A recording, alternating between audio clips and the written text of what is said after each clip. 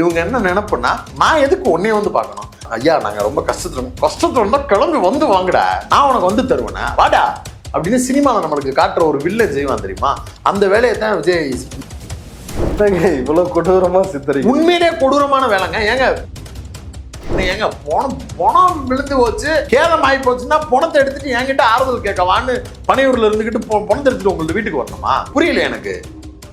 ஏன் உங்களுக்கு கூட்டம்னு காரணம் சொல்றாங்க. ஏன் 4 மணிக்கு எந்திரிச்சு நீங்க போக முடியாதா? தூத்துக்குடி துப்பாக்கி சூட போய் பார்க்க போனீங்கல்ல பாஸ், அப்ப கூட்டம் இருந்துச்சுல பாஸ். அனிதா வீட்டுக்கு போனீங்கல்ல பாஸ், அப்ப கூட்டம் வரலையா பாஸ்?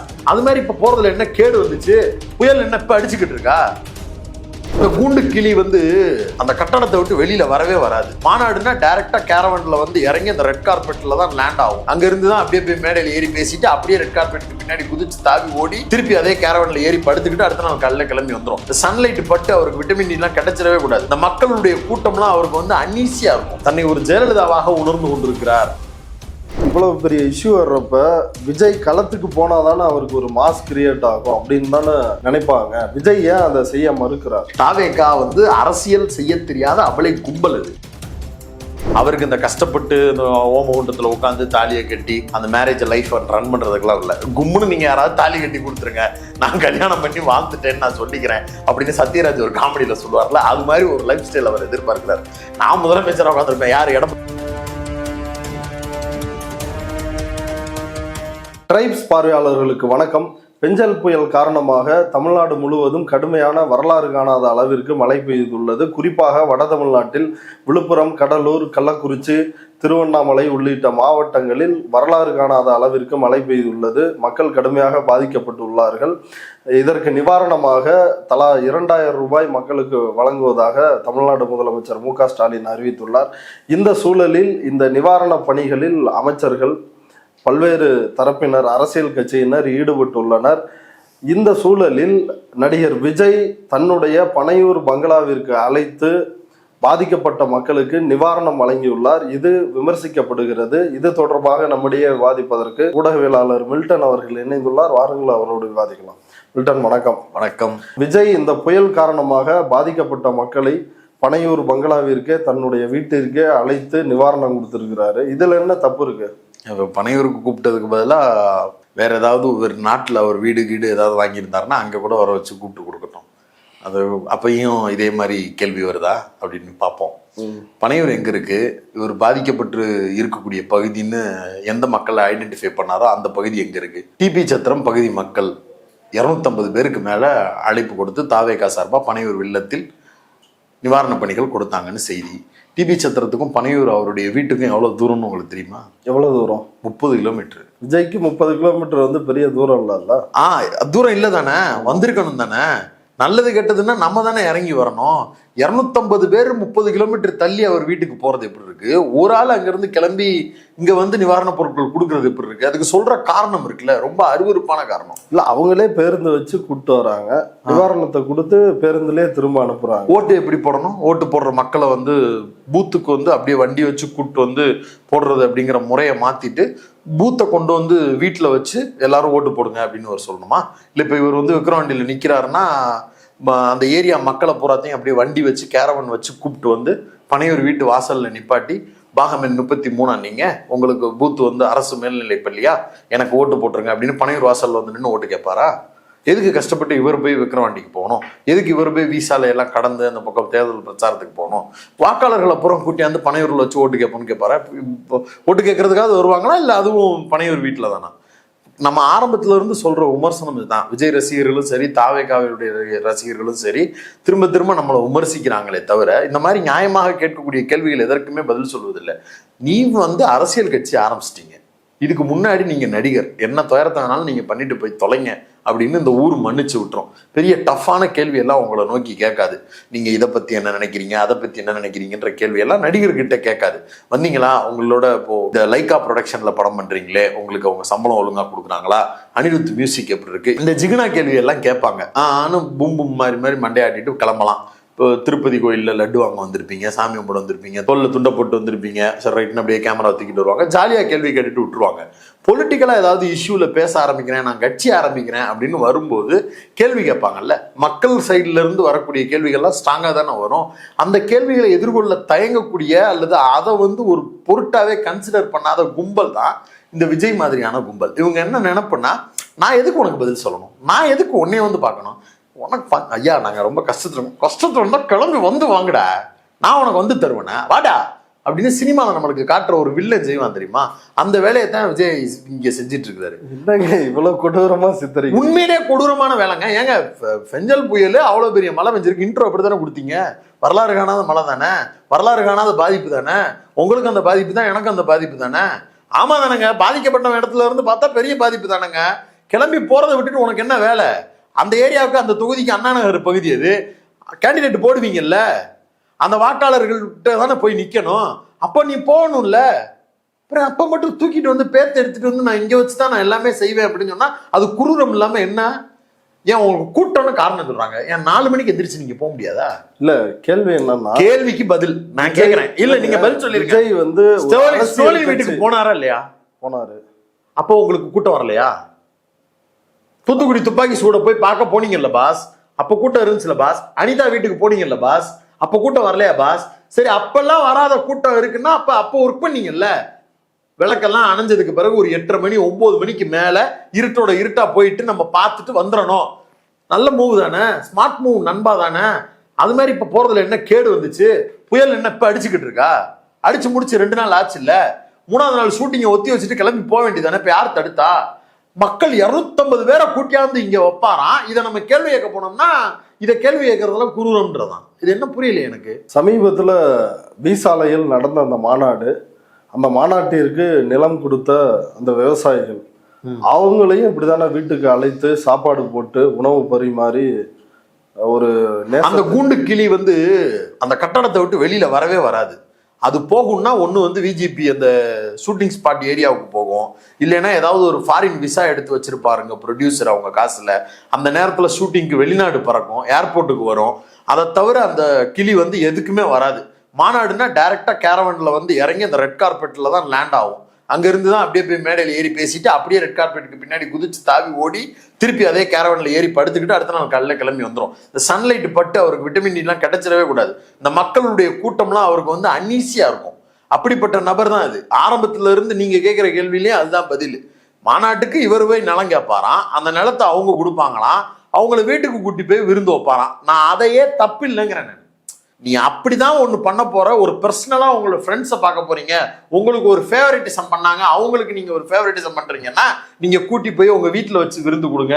இல்ல உங்களுக்கு சொந்தமான ஹோட்டல் ஒன்று இருக்கு, அந்த ஹோட்டல்ல போய் உட்கார வச்சு நீங்க சாப்பாடு கொடுங்க.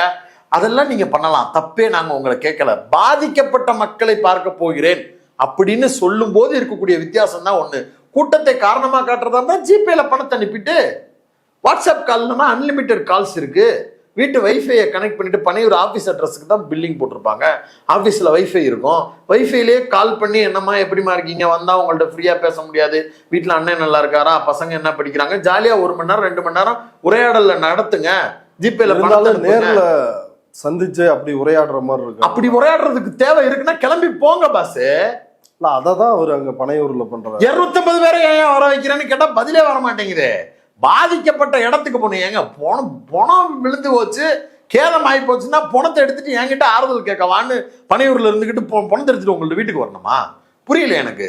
கேரளத்துக்கு நீங்க தானேங்க போகணும், நல்லதா கெட்டதா நீங்க தானே போகணும்.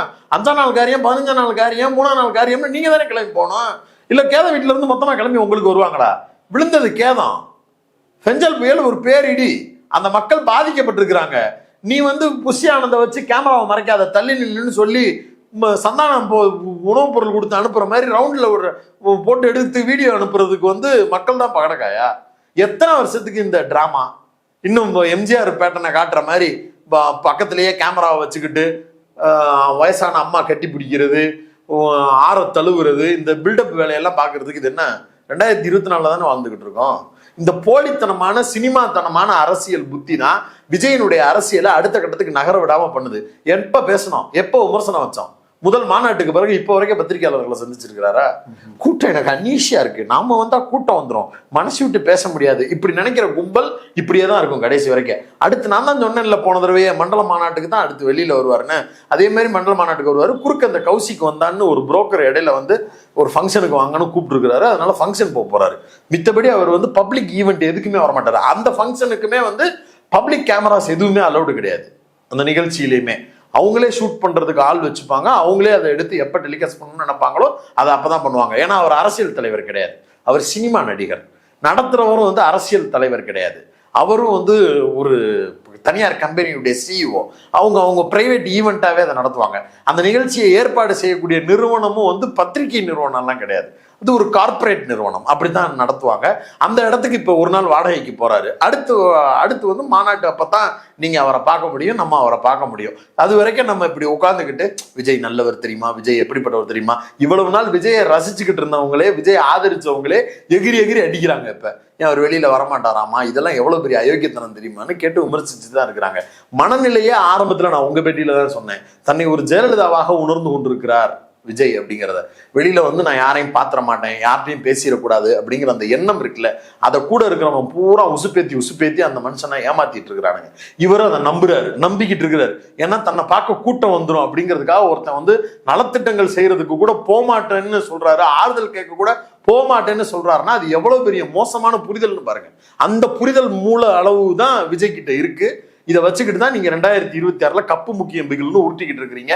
தாவேகா ரசிகர்கள் தயவு செய்து சொதப்பிருச்சு இந்த விஷயம், ஒத்துக்குங்க, உருட்டாதீங்க. இப்ப நீங்களே லாஜிக்கலா யோசிச்சு பாருங்களேன், அங்க மக்கள் பாதிக்கப்பட்டு துயரத்துல இருக்கிறாங்க, வீடு இழந்து வாசல்ல இழந்து அப்படி ஒரு துயரத்தில் இருக்கிறாங்க. இப்ப விஜய் மாதிரியான அவர் அரசியல் கட்சி தலைவரானாலும் அவர் ஒரு பெரிய இமேஜ் உள்ள நடிகர், அங்க போனாலே மக்கள் வந்து குவியறது அப்படியான ஒரு சிக்கல். அதுதான் பிரதர் பாலிடிக்ஸ். அவர் அரசியல் கட்சி தலைவர் பிரதர், அவர் நடிகரா இருந்தாலுமே கூட பாலிடிக்ஸ்ங்கிறது நீங்க போனா விளம்பரம் தேடுறாரு அப்படின்னு நீங்க பேசுவீங்களா? அப்படி ஒண்ணு யாருங்க பேசுனா?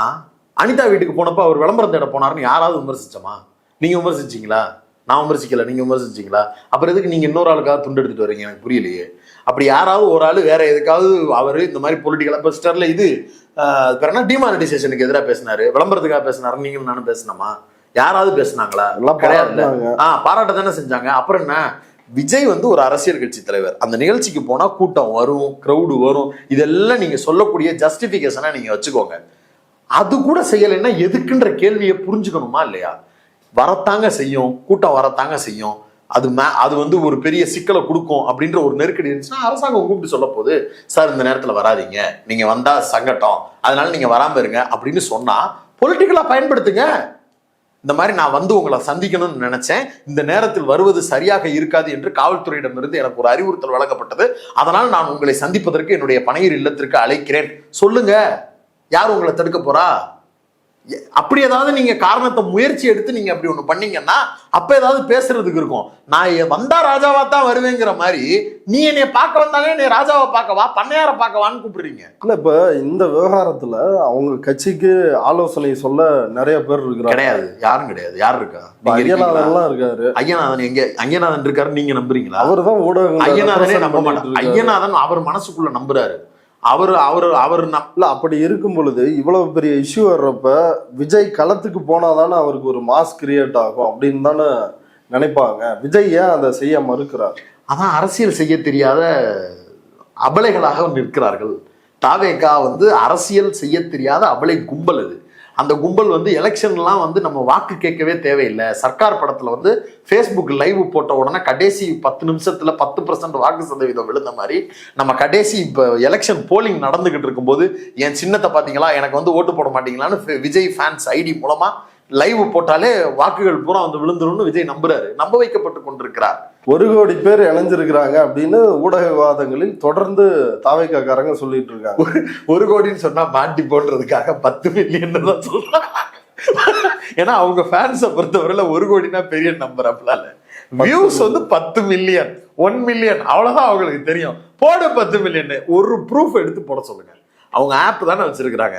அந்த ஆப் எல்லாத்துலேயும் வாக்காளர் அடையாள அட்டையெல்லாம் நான் கேட்கல. நான் அது வந்து உங்களுக்கு இருக்கக்கூடிய தகவலாக நீங்கள் வச்சுக்கலாம். அப்படி எந்த தகவலும் அதில் வாங்கலை. அது எனக்கும் தெரியும். எனக்கு தெரிந்த நபர்கள் எத்தனை பேர் பதிஞ்சிருக்கிறாங்கன்னு எனக்கு தெரியும். மொத்தமாக இதுவரை அவர்களுக்கு பதிவு செய்யப்பட்டு வந்திருக்கக்கூடிய அந்த ஆப் மூலமாக வந்திருக்கிறது 65 லட்சம் தான். 58 லட்சம் இருந்துச்சு இந்த பூத்து இந்த வேலைகள் மூலமா பண்றோம்னு சொல்லி இந்த ஒரு 3 மாசம் கேப்ல 6.5 மில்லியன் 65 ஓட்டர் ஐடி கேட்டு உள்ள வரல. இந்த ஓட்டர் ஐடி கேட்டு விழுந்துச்சு தெரியுமா? அதுல பாதி பேர் அவங்க அப்பாவோட ஓட்டர் ஐடி நம்பரை போட்டு. இதெல்லாம் உள்ள நடக்கிற பாலிடிக்ஸ் பாஸ். இந்த 65 நம்பரும் 65 லட்சம் அந்த நம்பர் எதுவுமே அந்த பதிவு செய்த இளைஞர்களுடைய வாக்கு கிடையாது. அவங்களுக்கு எல்லாம் ஓட்டே கிடையாது. ஓட்டே இல்லாம பல பேர் இருக்கான். அவங்க அப்பா திமுக மாவட்ட பொறுப்பாளர், அதிமுக கிளை பொறுப்பாளராக இருக்கிறாரு. அவங்க அப்பா பேரே கேட்காம அவங்க அம்மா பேரு அப்பா பேர்ல இருந்துலாம் ஆளுக்கு ஒரு ஐடி ஓபன் பண்ணி ரிஜிஸ்டர் பண்ணி வச்சிருக்கிறாங்க. 65 லட்சம் ரிஜிஸ்ட்ரேஷன். இந்த 65 லட்சமும் நம்மளுக்கு ஓட்டு தலைவரேன்னு ஜான் ஆரோக்கியசாமி விஜய்கிட்ட சொல்லிக்கிட்டு இருக்கிறாரு. புஷியானது பக்கத்துல உட்காந்துக்கிட்டு நான் என் கையில பொறுப்பு கொடுத்தீங்கன்னா நான் இன்னும் ஒரு 10 லட்சத்தை ஏத்தி விட்டுருப்பேன் தலைவரேன்னு பேசிக்கிட்டு இருக்காரு. அவ்வளவுதான் அந்த கட்சி. நீங்களும் நானும் நினைக்கிற அளவுக்குலாம் காட்சிப்படுத்துறாங்கல்ல ஊடகங்கள்ல, அந்த அளவுக்குலாம் ஒண்ணும் கிடையாது. அது டம்மி பாவா தான். அந்த 65 லட்சமும் வாக்காளர்கள் அல்ல அவர்களுக்கு. அந்த 65 லட்சமும் வெவ்வேறு நம்பர்ஸா தான் இருக்கே தவிர ஒரிஜினல் நம்பர்ஸ் கிடையாது. அப்போ எப்போதான் விஜய் வந்து ஆக்டிவ் பாலிடிக்ஸ் வருவாரு? அதாவது காலம் தனக்கே எடுத்துட்டு வந்து முதல்வர் பதவியை கொடுக்கணும்னு காத்துக்கிட்டு இருக்கிறாரு அவரு.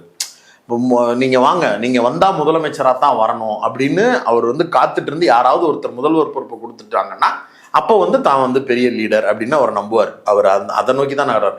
அவருக்கு இந்த கஷ்டப்பட்டு இந்த ஓமகுண்டத்தில் உட்காந்து தாலியை கட்டி அந்த மேரேஜ் லைஃப் ரன் பண்றதுக்கெல்லாம் இல்லை. கும்முன்னு நீங்க யாராவது தாலி கட்டி கொடுத்துருங்க, நான் கல்யாணம் பண்ணி வாழ்ந்துட்டேன்னு நான் சொல்லிக்கிறேன் அப்படின்னு சத்யராஜ் ஒரு காமெடியில சொல்லுவார்ல, அது மாதிரி ஒரு லைஃப் ஸ்டைல் அவர் எதிர்பார்க்கிறார். நான் முதலமைச்சராக உட்காந்துருப்பேன், யார் எடப்பாடி கொடுப்பாராமா தூக்கி, இல்லை இவர் சீமான் கொடுப்பாராமா நீங்களே வந்து முதலமைச்சராக இருக்குன்னு, இல்லை இந்த பக்கம் உதயநிதி ஸ்டாலின் தான் கொடுப்பாங்களா? அப்படிலாம் யாரும் அவங்க அப்பாவே கொடுக்க மாட்டார் இவரை நம்பி. அதனால யாரும் எதையுமே கொடுக்க போறது இல்லை. இந்த லெவல்ல இப்படிதான் இந்த பார்ட்டி இயங்கும் அப்படிங்கிறது யதார்த்தமான உண்மை. இது கடந்த கால வரலாறு. நடிகர்கள் கட்சி ஆரம்பிக்கும் போதெல்லாம் எப்படி எல்லாம் இருந்தார்கள் என்பது. விஜய்க்கு கூடுதலாகவே இந்த பிரச்சனை இருக்கிறது. ஏன்னா அந்த 69 படத்துக்காக சில வேலைகள் பெர்மிஷன்ஸ் அது இதெல்லாம் எடுத்து வச்சிருக்கிறதுனால இந்த மாதிரி வேலைகள்லாம் நம்மளால செய்ய முடியலைங்கிற நெருக்கடியில் இருக்கிறாரு. அப்படி அந்த நெருக்கடி உங்களுக்கு இருக்குன்னு நாங்களும் புரிஞ்சுக்கிறோம். நீங்க அந்த வேலையை மட்டுமே பாருங்க. தேவையில்லாம இந்த பக்கம் வந்து நின்றுட்டு பாலிடிக்ஸ் பேசுறேன்னு நம்ம பக்கம் உருளாதீங்க. அவ்வளவுதான் நம்ம கேட்கறது. ஓகே, இவ்வளவு நேரம் நம்முடைய பார்வையாளர்களுக்காக நேரத்தை ஒதுக்கி கருத்துக்களை பகிர்ந்துட்டதுக்கு நன்றி. நன்றி.